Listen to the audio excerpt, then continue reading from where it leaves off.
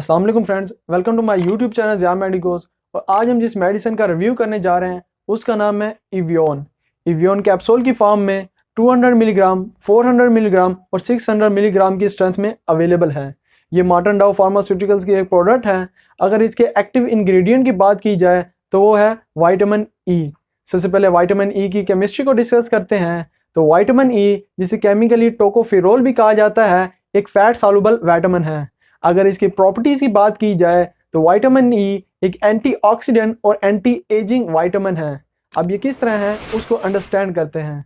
अब हमारी बॉडी में जो मेटाबॉलिज्म हो रहा होता है, यानी जो फूड हम इंटेक करते हैं और वो एनर्जी में कन्वर्ट होता है, तो उसके रिजल्ट में बहुत से बाय प्रोडक्ट भी बनते हैं।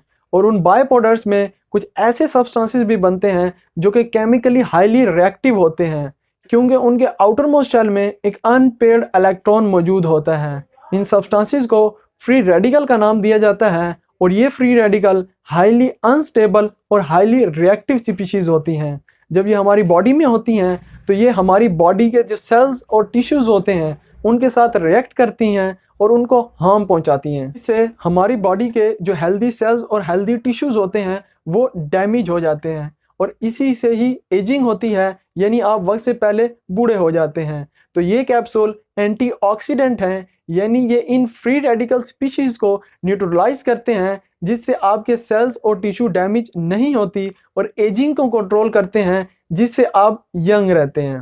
विटामिन ई को एंटी स्टेरिलिटी विटामिन भी कहा जाता है, क्योंकि ये मेल्स में जो मेल इनफर्टिलिटी हो जाती है और सेक्सुअल डिसेबिलिटीज अपीयर होती हैं और मेल्स ऑफस्प्रिंग प्रोड्यूस करने के कैपेबल नहीं रहते, तो ये उनके ट्रीटमेंट में भी हेल्पफुल है। इसके साथ ही अगर मेल्स में स्पर्म काउंट कम हो जाए और स्पर्म मोटिलिटी हो जाए तो उसके ट्रीटमेंट में भी हेल्पफुल है।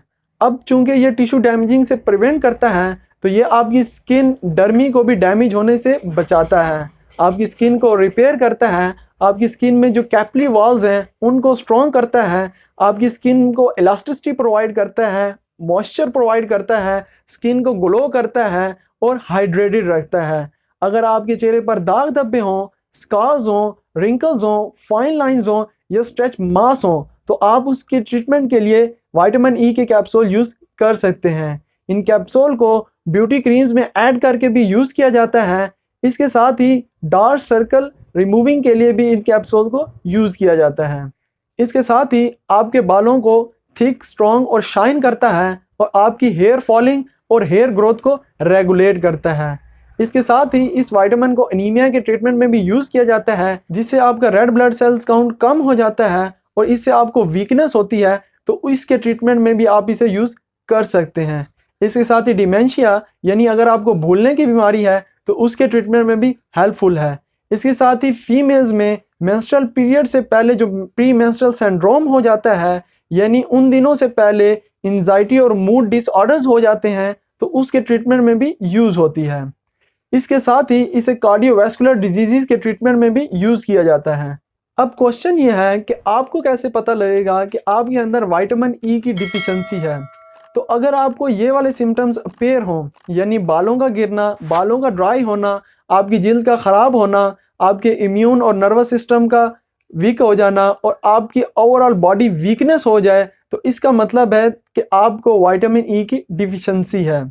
अब इसके डोजेज की बात करते हैं तो इवियोन 200 मिलीग्राम आप एक सुबह नाश्ते के बाद और एक शाम को ले सकते हैं, और इवियोन 400 मिलीग्राम और इवियोन 600 मिलीग्राम आप दिन में एक इस्तेमाल कर सकते हैं।